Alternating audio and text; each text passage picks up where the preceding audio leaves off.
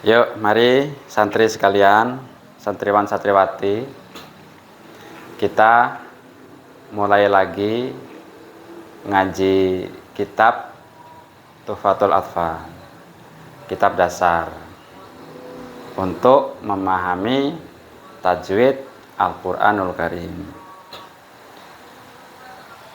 Mari kita sama-sama membaca doa. Rabbi shrahli sadri wa yassirli amri wahlul 'uqdatam min lisani yafqahu qawli. Amin. Rabbi zidni ilma warzuqni fahma. Amin. Allahumma inna nas'aluka ilman nafi'an wa rizqan halalan wa amalan mutaqabbalan. Amin ya rabbal alamin. Nah, jadi kitab ini adalah kitab Tuhfatul Atfal. Tuhfatul Atfal. Nah, kemarin pada part yang pertama kita sudah membahas tentang musonef, pengarang kitab Tuhfatul Atfal. Sekarang kita langsung poinnya fasal awal, yaitu ahkamun nuni as-sakinati wat tanwini. Ahkamun nun, hukum-hukumnya nun, as-sakinah, hukum nun yang mati. Hukum nun yang mati dan tanwin. Nah, nih. Hukum nun mati dan tanwin. Linuni bagi nun jika nun itu jika mati dan tanwin itu baginya ada 4 hukum. Ya, fahut tabyini. Maka ayo sama-sama kita memahami yang di bawah ini. Fal awalu. Nah, yang pertama. Nah, hukum nun mati. Yang ini hukum nun mati, ya. Dan tanwin. Hukum nun mati dan tanwin. Hukum nun mati dan tanwin an, in, un. Itu terdapat ada 4 hukum. Yang pertama al-idharu. Idhar nih. Yang pertama idhar. Nah, maka secara prakteknya di sini. Nah, sebelum praktek kita pahamin apa itu idhar, ya. Qabla ahrufin. Sebelum mengetahui huruf-huruf idhar, santriwan santriwati harus paham apa itu idhar. Idhar yaitu apabila ada nun mati dan tanwin ketemu dengan huruf halak nih. Huruf tenggorokan, halak. Itu maka dibaca secara jelas. Idhar itu artinya jelas. Nah, jelas. Nah, jadi santri sekalian sudah memahami ya. Idhar itu maknanya apa? Idhar yaitu apabila ada nun mati dan tanwin an in un ketemu huruf halak, itu maka dibaca jelas. Huruf halak, huruf idhar itu ada berapa yang akan disebut nih? Yang akan disebut di bawah ini yaitu ada 6. Huruf idhar itu ada 6. Idhar tuh huruf idhar ada 6. Nah, paham?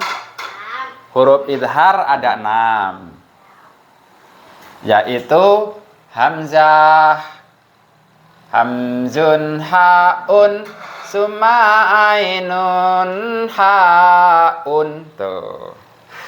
1, 2, 3, 4. Muhmalataini summa ghainun khaun. Nah, ghain dan kha 5, 6. Nah, jadi saya ulangin, idhar ialah nun mati, atau tanwin, nun mati dan tanwin, an, in, un, apabila ketemu huruf halak yang 6 ini, bawah ini, itu maka dibaca jelas. Nah, ini teorinya dulu, teori dibaca jelas. Nah, jadi dari judul ahkamu tanwini as-sakinati wat ahkamu nuni sakinati wa tanwini, itu ada 2 pelajaran yang bisa kita ambil. 1 idhar, 1 huruf halak. Nah, tetapi yang di sini hanya fokus membahas tentang hukum nun mati, wa tanwini dan tanwin. Nah, tentang huruf halak, huruf tenggorokan ini, itu nanti akan kita bahas di makhorijul huruf. Nah, ini harus siap-siap nih kita nanti suatu saat selesai pembahasan yang rotib, yang tersusun, ya rutibat nih, nanti kita akan membahas juga huruf halak. Wajib hafal tuh huruf halak itu, karena huruf halak itu salah satu kewajiban yang harus kita menempatkan hak-haknya. Misal huruf halak itu ada 3, ya. Pangkal tenggorokan, hamzah ha nih. Ini hamzah ha, ini sindir dikit aja. Hamzah ha ini pangkal tenggorokan. Ain ha, ya, ini hamzah. Ini ha, ya. Maaf, hamzah. Ini hamzah, ini ha. Nah, ini ain, ini ha. Nah, ini ghain, ini kha. Nah, ini adalah kalau huruf halak ini apa? Coba kalau ini huruf halak. Huruf halak ini pangkal tenggorokan, tengah tenggorokan, ujung tenggorokan. Oke, ini bukan pembahasan saat ini. Pembahasan sekarang ini adalah hukum nun mati, nun sukun, dan tanwin an in un, ya. Apabila ketemu huruf ain, ha, ya apa? Hamzah ha, ain ha, ghain kha, maka dibaca idhar. Langsung contoh. Contoh idhar.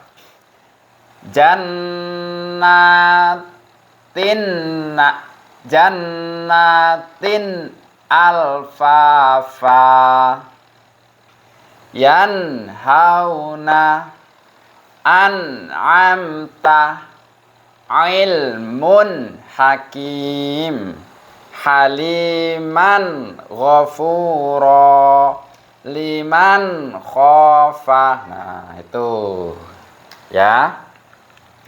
Ini tanwin. Nah, ya. Tanwin an in un. Tanwin di bawah, kasrotain, ketemu huruf alif hamzah. Nah, maka dibaca idhar. Kalau yang ini nun mati, nun sukun, ketemu huruf ha, dibaca idhar. Nun mati ketemu ain. Dibaca idhar. Tanwin domatain, ya, ketemu huruf H, dibaca idhar. Tanwin fathatain, kali ini kasrotain, kasroh double, fathah double. Nah itu ketemu huruf ghain. 1, 2, 3, 4, 5 kurang 1, yaitu nun mati. Nun mati ketemu huruf kha, maka dibaca idhar. Nah secara prakteknya memang huruf idhar itu dibaca jelas, tapi jangan menghilangkan sifat apa, jangan menghalangi yaitu sifatul hurufnya. Contoh, sifatul huruf itu kalau tanwin atau nun itu memang harus ketemu huruf idhar, harus dibaca jelas.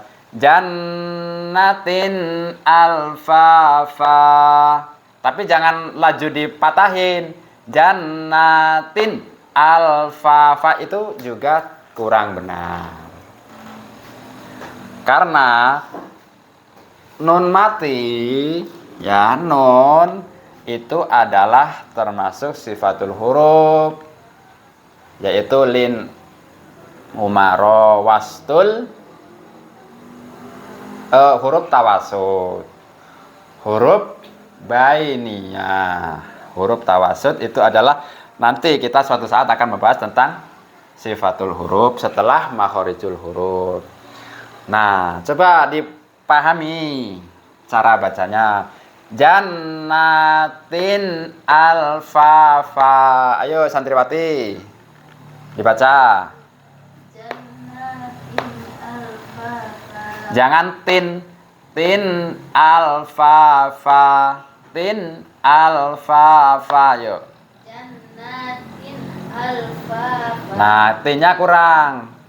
Nah, jangan tin alfafa, jangan. Tin agak ditekan dikit. Tin alfa.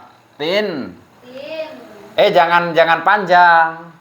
Jangan tin, jangan biasa. Jannatin tin. Nah, alfafa. Yanhauna. Yanhau. Nah, an'amta. Betul. Ilmun hakim. Haliman ghafura. Liman khafa. Nah, jangan pula dibaca jannatin alfafa. Jangan. Itu nanti kita ada pembahasan lagi selain idhar, yaitu ada 4 nih. Ada 4 nanti kita semua bahas. Nah, kalau jannatin alfafa, nah di sini ini tidak boleh dibaca seperti itu. Boleh dibaca seperti itu nanti.